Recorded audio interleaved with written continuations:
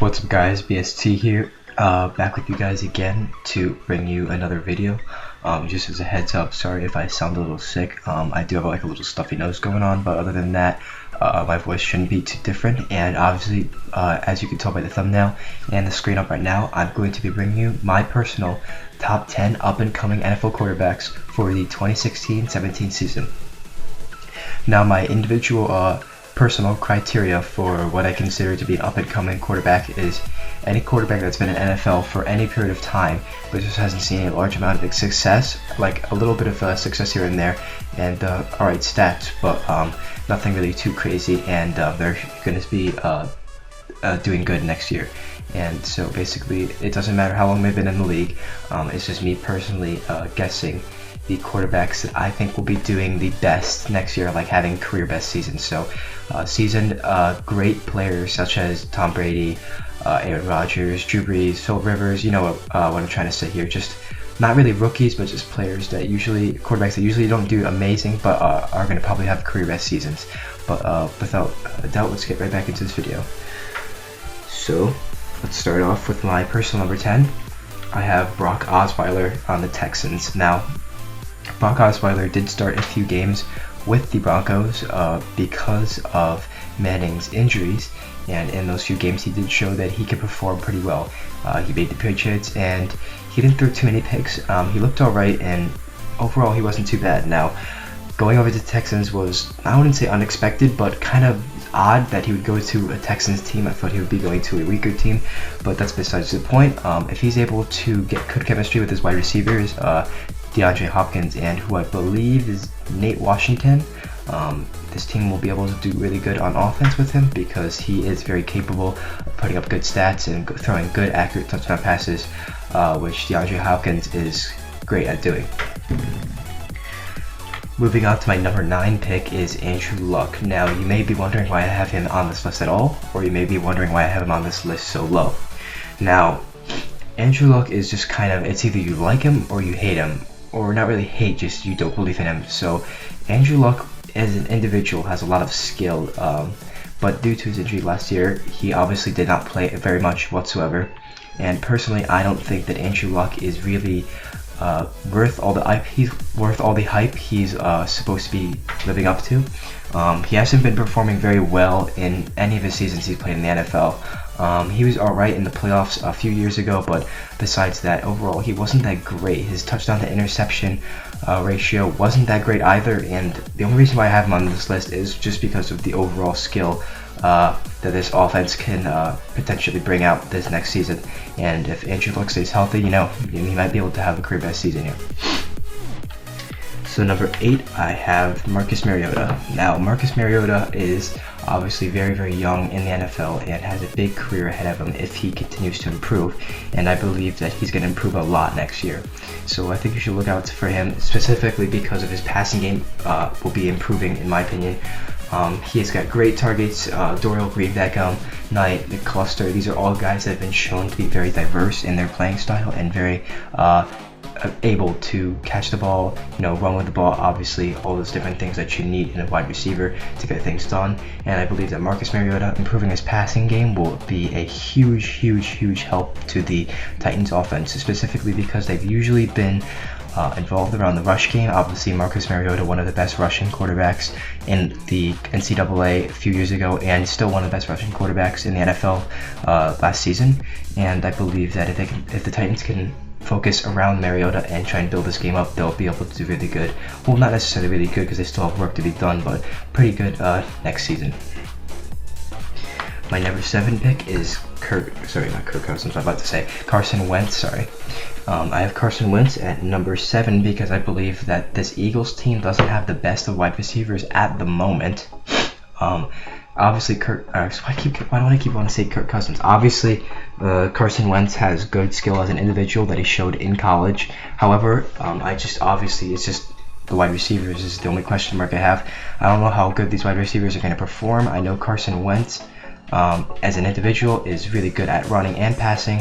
I believe that the Eagles will be able to correctly master him and grow him as a player. Hopefully they have Sam Bradford starting ahead of him for a few games, and then just slowly let Carson Wentz watch him and gain a little bit of experience in those few games, and then be able to push him into their system and become a winning team. But just that wide receiver is just the biggest question mark for me. I'm not sure how they're going to perform, and I think that's going to be the biggest thing that's holding Carson Wentz back. Number 6, I was saying his name too much. Finally, we have Kirk Cousins at number 6. The biggest question mark for me with Kirk Cousins is the whole deal with Pierre Garcon. Is he going to be able to play next year efficiently, and is he going to be able to be targeted enough? Because of his age, he's not performing as well as he did on the Colts, but nevertheless, he is a good wide receiver if he can perform as well as he did last year. Same thing with Jordan Reed, except for the age. Jordan Reed is not too old. However, he did have a pretty good season last year with the Redskins towards the end of the season, and proved to be a great red zone target. But once again, same thing with Pierre Garcon and Jordan Reed. Can they perform as well as they did last year, this upcoming year? And their new wide receiver they're getting, how can he perform as well? And will Deshaun Jackson be able to fit into their system like he did with the Eagles system? It's just all these question marks. Just kind of make me unsure, similar to Carson Wentz, where to put this guy, because it could be really different in his performance. But he showed he had skill last year. His completion percentage was not too bad, so I have him at number 6 as quarterbacks to watch out for. Number 5, I have Teddy Bridgewater. Now, a lot of you guys might be surprised to see Teddy Bridgewater so high up, especially since he didn't get too many yards last year and he didn't have too many throwing touchdowns. But I believe that this Vikings team's offense is going to be very good next year. They have a lot of good wide receivers, Stefon Diggs and Laquan Treadwell, who could be able to perform very well if the offensive coordinator develops them well. Obviously, the Adrian Peterson and Cordell Patterson, a very good halfback duo, and they could both catch as well. And Teddy Bridgewater showed that he could also rush and pass very well. It's just that he just needs his wide receivers to develop a little bit more, and I believe that he will be extremely good because of his ability to rush and pass. Similar style to Tyrod Taylor, but a better passing game in my opinion. Number 4, I have Jared Goff. I have Jared Goff so high up in this list above Teddy Bridgewater and all the potential top shelf quarterbacks I've already named, because he has better receivers in Tavon Austin mainly, and Todd Gurley as a receiving halfback. And also, it's going to be a great story. He knows it's going to happen. It's a guy coming right out of college and going to the Los Angeles team. You know, he wants to work good.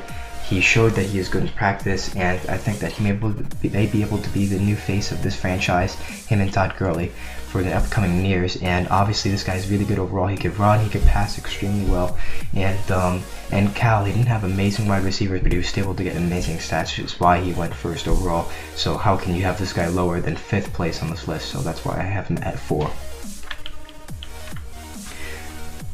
Number 3, I have Jameis Winston. I have Jameis Winston this high up as well. Same reasons as Marcus Mariota and Kirk Cousins and Teddy Bridgewater, is because he could be able to develop his passing game and his rushing game simultaneously. The only reason why I have him way higher up is because Mike Evans is a very good receiver. Austin Jenkins is a good tight end, and all the players around him are just very good. So you have that wide receiving better, and you have receiving core overall just way better than all the other teams right off the bat. So that's why I see that him as a personal player will have better stats. Number 2, I have Derek Carr. For similar reasons to Jameis Winston, except for the rushing, he's already got good wide receivers around him. Michael Crabtree is a little bit old, but he still shows that he can put up good numbers. Amari Cooper is probably was probably the best rookie wide receiver last year. And Martavius, I can't remember his last name, but Martavius he's a good receiving running back as well, so that's good for him. And his offensive line, in my opinion, is very good offensive line, so they'll buy him enough time to get those passes out. And last year he did show that he's a very good performing quarterback right off the bat, and he's going to get even better as time goes. I feel like the Raiders is the most destined team to do good in the NFL. In my number 1 spot, I'm pretty sure everybody saw this coming, and if you didn't, I don't know what to say, but anyways, it's Blake Bortles. Now, Blake Bortles has probably the best receivers on this entire list out of everybody. on this list. So he's got Allen Hurns to throw to, he's got Julius Thomas to go through, he's got Allen Robinson to throw to, he's got now Chris Ivory to throw to. It's just, he's got so many options, and his offensive line isn't too bad, and they're gonna just do really, really good and be able to develop him as a quarterback. Now, last year towards the end of the year, he was able to put up really good stats, and if you play fantasy football, you know that he was one of the best quarterbacks in fantasy football down the stretch. And I believe that starting game 1 next year, he's going to immediately become one of the best quarterbacks in the NFL, simply just because of his targets and his ability to throw the ball. Now, his running game should be given some work. I'm not going to say that he's fat, but he does have the build of somebody like Ben Roethlisberger, and if he can improve his running game as a personal player, then he will be able to be very good in the NFL. And that's my list, guys, so I would like to appreciate you for watching. If you could subscribe to my channel, that's also appreciated.